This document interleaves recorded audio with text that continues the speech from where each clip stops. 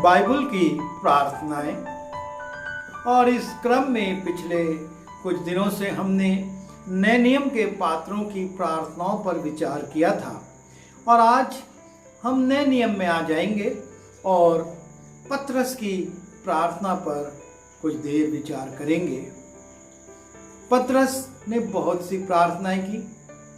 वो प्रभु यीशु मसीह का एक प्रमुख चेला था और सारी सेवकाई में हम उसकी अगुवाई को देखते हैं और इन अगुवाइयों में वो प्रार्थना करता रहा।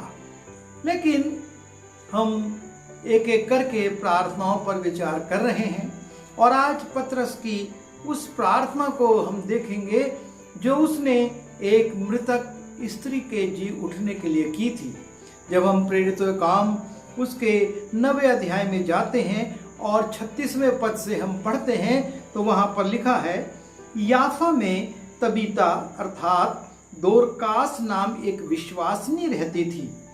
वो बहुतेरे भले भले काम और दान किया करती थी। उन्हीं दिनों में वो बीमार होकर मर गई और उन्होंने उसे नहलाकर अटारी पर रख दिया। और इसलिए कि लुद्दा याफा के निकट था, चेलों ने यह सुनकर कि पतरस वहां है, 2 मनुष्य भेजकर उससे विनती की कि हमारे पास आने में देर न कर। तब पतरस उठकर उनके साथ हो लिया और जब पहुंच गया तो वे उसे उस अटारी पर ले गए और सब विधवाएं रोती हुई उसके पास आ खड़ी हुईं और जो कुर्ते और कपड़े दोरकास ने उनके साथ रहते हुए बनाए थे दिखाने लगी। तब पतरस ने सबको बाहर कर दिया और घुटने टेक कर प्रार्थना की और लोथ की ओर देखकर कहा, हे तबीता उठ। तब उसने अपनी आंखें खोल दी और पतरस को देखकर उठ बैठी।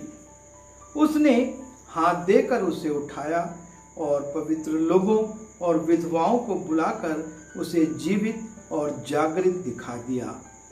ये बात सारे याफा में फैल गई और बहुतेरों ने प्रभु पर विश्वास किया। और इस स्थान में हम देखते हैं एक स्त्री का उल्लेख है जो कि बहुत भले भले काम करती थी और वो विधवा थी और दूसरी विधवाओं की सहायता करती थी। वो एक विश्वासिनी थी। जब हम 36वें पद में जाते हैं लिखा है, वह एक विश्वासिनी रहती थी और बहुतेरे भले भले काम और दान किया करती थी। और ये विश्वासिनी और भले भले काम करने वाली स्त्री बीमार हो जाती है। और यहाँ पर एक प्रकाशन जो परमेश्वर का वचन आपको और मुझको देता है और वो ये है कि आप और मैं भले भले काम करते हैं, आप और मैं विश्वासी हैं, लेकिन उसके बावजूद भी हमारे जीवन में बीमारी आ सकती है, हमारे जीवन में निर्बलताएं आ सकती हैं। ये स्त्री के लिए लिखा है कि वो विश्वासिनी थी, बहुतेरे भले भले काम और दान किया करती थी। और इन सब को करने का मतलब ये नहीं है कि हम संसार के दूसरे लोगों से अलग हो गए हैं।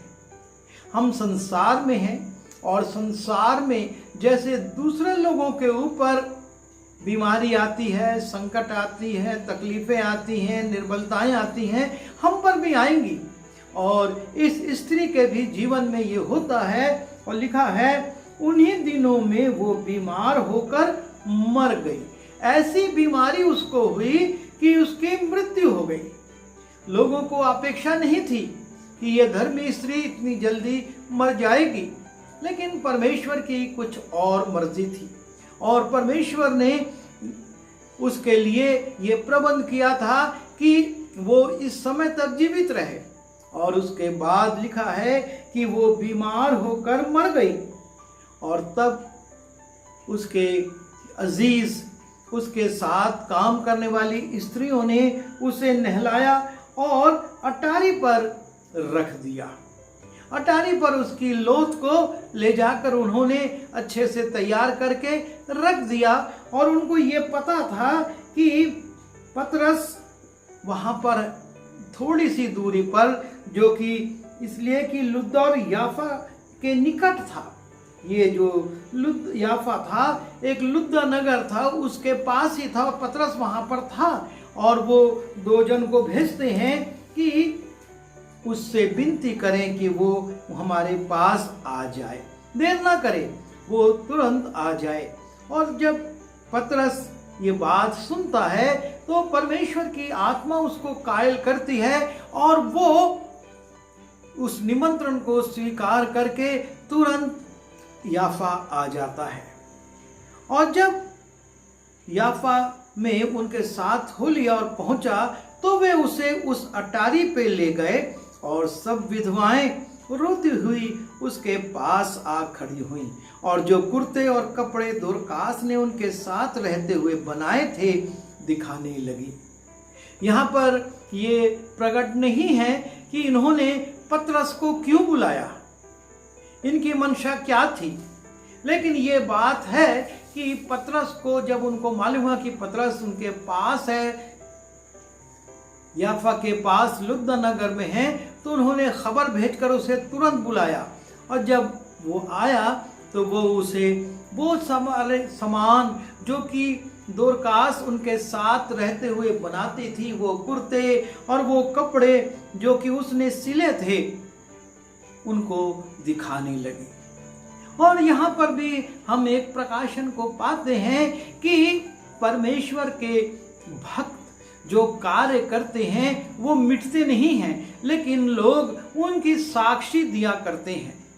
और यहाँ पर दोरकास मर चुकी है, उसके साथ की स्त्रियां पतरस के सामने साक्षी दे रही हैं कि ये स्त्री भली थी और इस प्रकार के काम करती थी और ये सारे वस्त्र जो रखे हुए हैं ये इसने बनाए हैं। वो वस्त्र बनाकर जरूरतमंद लोगों को बांटती थी और इस प्रकार से एक सेवा को वो पूरा करती थी। वो विश्वासनी थी, भले भले काम करती थी और उन भले कामों में एक प्रमुख काम जो था कि वो वस्त्र बनाकर सिलकर लोगों को देती थी। और यहाँ पर हम जिस प्रकाशन को पाते हैं, आप और मैं जो काम करते हैं उन कामों का प्रगटीकरण होता है। हम ये ना सोचें कि इन कामों से हमको क्या लाभ होगा, लाभ और हानि की बात नहीं होती है। जो भले काम होते हैं उसको संसार स्मरण करके आपको और मुझको याद करता है और वर्णन करता है कि किस प्रकार के भले काम करते थे। और ये एक नमूना है जो कि संसार में प्रकट करता है कि आप और मैं भले कामों को करने से ना चूके, क्योंकि इनसे हमारे परमेश्वर की महिमा होती है। और इसलिए प्रभु यीशु मसीह ने कहा, तुम्हारे भले कामों को देखकर पिता की जो स्वर्ग में है उसकी महिमा हो। यहाँ पर भी ये स्त्रियां दिखा रही हैं दोरकास कैसे कैसे काम करती थी। और तब लिखा हुआ है, तब पतरस ने सबको बाहर कर दिया। और जब ये सारी बातें वो सुनता है, इस स्त्री का वर्णन सुनता है, कैसे विश्वासनी थी, भले भले काम करती थी, दान करती थी और अचानक से बीमार होकर मर गई, और तब वो सब लोगों को वहां से हटा देता है। और जब लोग हट जाते हैं तब लिखा है, घुटने टेक कर वो प्रार्थना करता है। पतरस ये नहीं चाहता है कि जो आश्चर्य कर्म होने वाला है उसको वो कैसे कर रहा था और उसके द्वारा उसको महिमा मिले। वो एक शांत जगह में प्रार्थना करना चाहता था। जैसा यीशु मसीह ने कहा था कि जब तू प्रार्थना करे, जा कोठरी में बंद हो जाना और वहां पर प्रार्थना करना, और तेरा परमेश्वर जो गुप्त में देखता है वो तेरी प्रार्थना सुनकर तुझको प्रतिफल देगा। और पतरस उस जगह पर जहाँ पर भीड़ लगी थी वहाँ से सबको हटा देता है, फिर दीन और नम्र बनता है, परमेश्वर के सामने झुकता है, घुटने टेकता है। ये वो पतरस है जो प्रभु यीशु मसीह का एक प्रमुख चेला था, जिसने बहुत सारे आश्चर्य कर्म किए थे।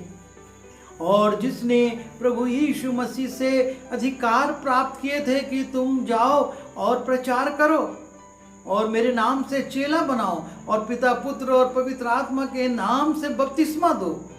ये पतरस जो कि एक प्रार्थना का जीवन जी रहा था, इसके जीवन में कितने उतार चढ़ाव आए थे, लेकिन जब वो इस स्त्री के लिए जो मर गई है प्रार्थना करना चाहता है, उस स्थान से भीड़ को हटा देता है और तब वो घुटने टेकता है और प्रभु से प्रार्थना करता है।